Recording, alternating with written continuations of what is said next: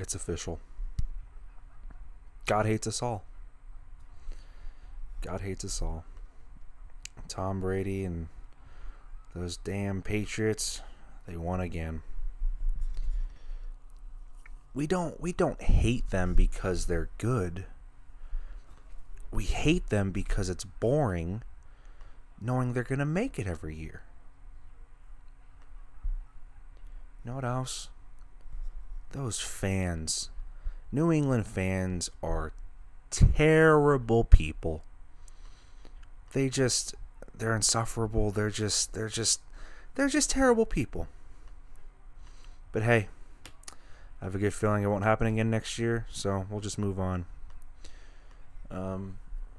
There was a report, not a report, somebody tweeted out that they heard from a source that Robert Pattinson was being eyed as one of the guys to take the helm as Batman, for the Matt Reeves Batman movies. Now, Matt Reeves, he did Dawn of the Planet of the Apes and War for the Planet of the Apes. He did those two. He did amazing. He was great. And he's been trying to get this thing off the ground for a while, for like over almost 2 years now. And I'll tell you what, I like that. I love. I mean, yeah, a lot of people, Robert Pattinson, the Twilight guy. Oh, he's trash. No, he's not. You're judging work of a kid that when he was 22. Like, relax. He's not trash. Again, are those movies awful? Yeah. Will I defend them in some type of way? Yeah, because they are a guilty pleasure of mine. I actually enjoy them, but I can also admit that they are bad. Some more than others. But I saw this, and the source in question, I did my little digging, and the source that this person said was one of his sources, which I actually don't believe, but whatever.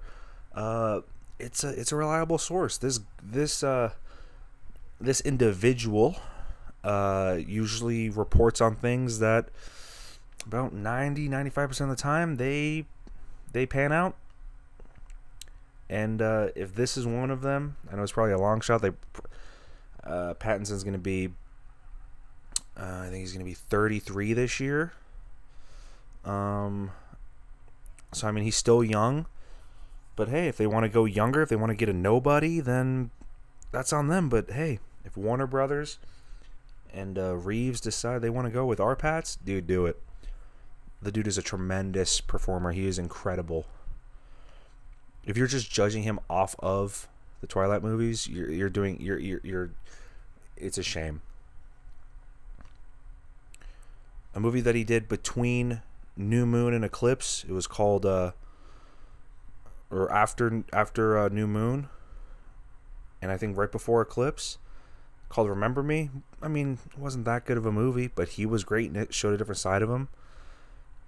And then you have things like Cosmopolis. Cosmopolis. But he's great in that. And then you have, Rover, the Rover. You have all these movies where he's just showcasing what he can do. He has the look, he has the swagger to be a Bruce Wayne. He has the body to be a Batman. If they want to keep doing the whole you got to bulk up thing, because guess what, he bulked there. Just last year there was photos of him working out on the beach. The dude was jacked, and guess what? He can get even bigger. And if he does, look out. He's a good-looking guy. Good-looking guy. He can act his ass off. Has he been doing weird indie films that a lot of people praise? By a lot of people, I mean a lot of the critics. Well, yeah. He likes doing wacky things. You know why? Because he can afford to. Because he made, like I said, a shit ton of money with the Twilight movies. Okay? He made a lot of money from those. He can afford to do indie films and be weird. I will defend Good Time. Good Time was something different, and oh my god, again, I'm not just because I'm a fan of his. I think he really should have been considered for some type of nomination. Last award season, he was incredible. He was so good. I mean, he was incredible. That's my Batman. But guess what? I can already see the outrage. Like, oh, Twilight guy, boo. It's like, okay. Remember what happened when Ben Affleck was cast? Everybody, me included, tore him to shreds. He's not Batman. He's not this. He's not that. Pattinson could be a great Batman. He can be a great Bruce Wayne. And it would be great, especially with the reports that Matt Reeves wants to really dive into the detective aspect of Batman, which we've never really gotten. I mean, there have been hints of it here and there, and you know, Batman Begins, Dark Knight, even Batman v Superman. There's been little hints of it, but we've never had a movie where he really is using his detective skills and using his knowledge to win. Will he also kick some ass? Yeah, I mean, that's a given. But hey, I'm excited. I'm looking forward to it. I hope it happens. Big fan, and I think this is something that would really. I think this would be a blockbuster, because he hasn't really done a big blockbuster movie since Breaking Dawn. You know, it'd be a great thing for him to do. Since we're on the topic of movies, I mean, this dropped a couple weeks ago, where Ghostbusters is coming back. And they're basically going to bypass the 2016 version, which was like an all-female. It was like an all-female cast. And there was a shit show a brewing. And what I mean by that is Leslie Jones decided to take to Twitter and freak out when the news was announced that, hey, we're going to have, you know, the guy that started it all, he's going to come back. Sorry, well, he's not going to come back. His son is going to come back, which is basically that family's legacy. And they are, I mean, it's a family thing. And guess what? Guess what? She freaked out. She didn't like it. She just wasn't having it. You know? Wasn't having it. And here are her comments. Here are her comments. Her comments were, let me see, let me pull it up.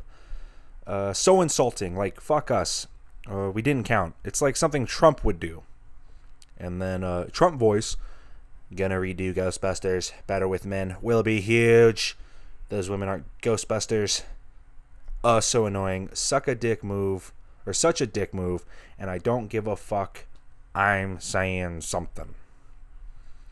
Let me tell you why that is a bad. Because she's not entitled to anything. You know that? You guys know that, right? Like, she's not. This isn't her project. They're not scrapping it, and it was her project. Like, do you know how stupid you have to be to think that? You know how dumb you look for saying something just ridiculous like that? Do you? Do you really? That's such, like, just an entitled thing to say. Like, Jason Reitman, the son of the guy who, his father brought us the original Ghostbusters. I mean, it's kind of his family's thing. And they're not scrapping the female Ghostbusters. They're just kind of moving it aside and continuing on. Like, it was not like they were signed on to do another movie. No. Do you want to know what it is? Do you want to know what it was? Leslie Jones looked like a moron. I've never been a fan of Leslie Jones. SNL, I do not think she is funny. Her stand-up, she doesn't do stand-up anymore because SNL, and even her stand-up, it's not funny. Her humor is, it's poop humor. She's just not a funny person. Was what happened to her awful? When all the hate and the racist comments and the sexist comments that she got from morons when that Ghostbusters film came out. Yeah, it was disgusting. It was awful. But guess what? Your movie wasn't good, honey. It was not a good movie. Okay? The studio lost hundreds of millions of dollars. Okay? Hundreds of millions of dollars. Not doing yourself any favors. Okay? It's not like they're not pushing you aside to just, you know, bring all guys into it. Guys, make it better. No, you moron. If you actually decided to, you know, read, you would see that they're going to go 2 males, 2 females. Those are going to be your 4 Ghostbusters. It's not men make it better. It's we have an idea for a movie that won't suck, and we're going to roll with it. And guess what? You 4 aren't gonna be a part of it. Because guess what? Kate McKinnon, another person. She was great her first year or 2 on SNL. Now she's just annoying. She's just not funny. Ghostbusters, it was like she was in another movie. Paul Feig was like, I don't know what Paul Feig was thinking. After every shot, he would Paul Feig literally thought that was a good performance.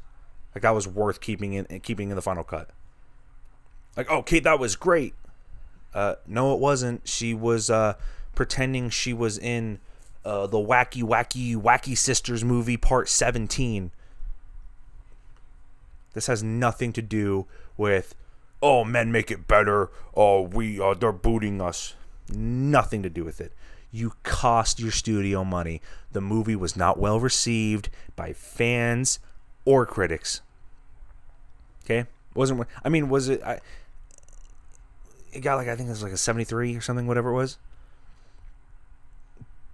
But that's not. Look at the audience scores. And if you actually look at some of the critics that rated it highly, you know, they're not the top critics. You know what I mean? I probably just backpedal a little bit, but hey, guess what? It wasn't a good movie. It sucked. It was awful. Did I laugh a couple times? Yeah. Was it a dog piss movie? Yeah. I laughed a couple times, and an hour in, I was like, I want to leave. I want to leave. I have a strong do not walk out policy. But I don't have a strong I really want to move out policy, which, you know, will get in my head, and I just stop paying attention because you lost me. This has nothing to do with will be huge because women aren't in it. No. Just stop it. It's like she was saying it just to get attention. And guess what? She did, because I'm talking about it. Even though I'm talking about it a couple weeks late, everybody else is talking about it. But good God, man. Don't be a baby. They ruined the Ghostbusters franchise. It was terrible. It was terrible. It was awful. And guess what? Leslie, go work on a nice tight 5, because, honey, it's going downhill fast. Going downhill fast, I'll tell you what. But yeah, I've been doing a lot of thinking lately about annoying TV characters, and I've said this for a while. It's maybe a little controversial, but Rachel is probably one of the worst parts of Friends, tied between her and Phoebe. Phoebe is just annoying in a different way, but Rachel Green is just a terrible person. She is awful. She is awful. Examples, you might ask? We were on a break. Hey, sweetie, you guys were on a break. You asked for a break. You didn't want to be with him because he asked you, you know, the simple, yeah, Ross is in the wrong too, because, you should trust your girlfriend. But when your boyfriend or your husband says, hey, I don't like that you're going out to dinners and hanging out late after work with some dude that you know is into you and trying to get with you. Is that too much to ask? Seriously, is that too much to ask? Like, hey, honey, I trust you, but, you know, maybe not. Maybe kind of tone it down a little bit, because I don't want him trying to make a move on you, making you uncomfortable, doing something that, you know, will affect you. I don't want you to get assaulted. Well, no, Ross, honey, it's fine. Relax. Don't be jealous. She wanted a break. She wanted to break up. Guess what they did? Ross got drunk, met some chick at a bar, slept with her, and then Rachel changes her mind the next morning. Can you be upset? Is that a shitty thing to do? Yeah. Yeah. I'm a firm believer that, you know, don't do shitty things like that. Don't do things that other people will consider a slap in the face so soon. It's just a shitty thing. It makes people feel bad and it's awful. But like that's the main one. I mean even after they broke up and Phoebe wants to set Ross up with her friend Bonnie, she asked Ray, hey, is it okay if I set her up? Because, you know, set him up with her because she's been into him before, but before you guys were dating. And Rachel's like, yeah, I mean, what does she look like? It's like, oh, she's the blonde, she was the bald chick. Rachel's like, nah, she's blonde, she's not stupid. Yeah, sure, why not? Ha ha ha ha ha. And then she runs into the coffee shop. She sees Bonnie's an attractive woman who grew her hair back. It was just a phase, and she's just like, Phoebe, why would you do that? Oh my god, because I thought she was bald. That's a terrible thing to say. You are a terrible human being. You are terrible. Terrible. Terrible, terrible. She ruins Ross's wedding. She waits until he's like about to get married to like, I'm going to go break up the wedding and tell him how I really feel. You couldn't have done that like, you know, when he started dating Emily. Granted, they were dating for a couple weeks and then they got engaged and they're going to get married like a month or so after. Who cares? Tell him you have feelings for him and you want to tell him before you know he gets married.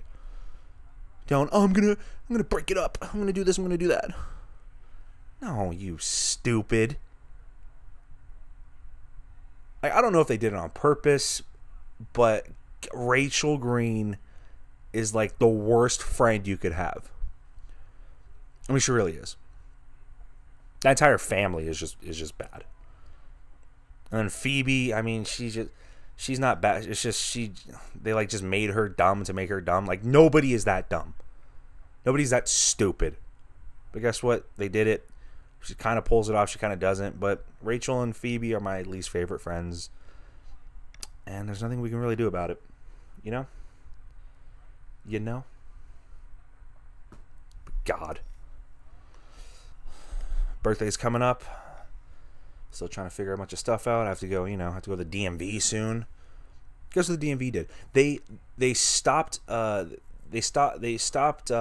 taking appointments, so you can't make appointments anymore to like go renew your shit, so you can, you know, so it's convenient because, you know, the last thing a DMV would want is convenience for their customers and their patrons. You know,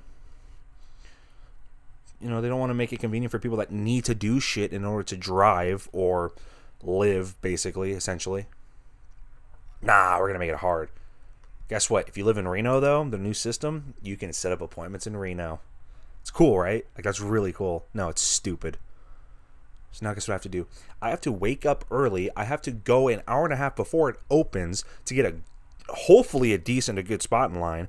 And then I have to sit there for an hour and a half and then walk in, get a number, sign in, and then maybe wait another half an hour to an hour before I can finally redo all my stuff. And God forbid I forget a document to actually renew everything the proper way. We're in a comedy, right?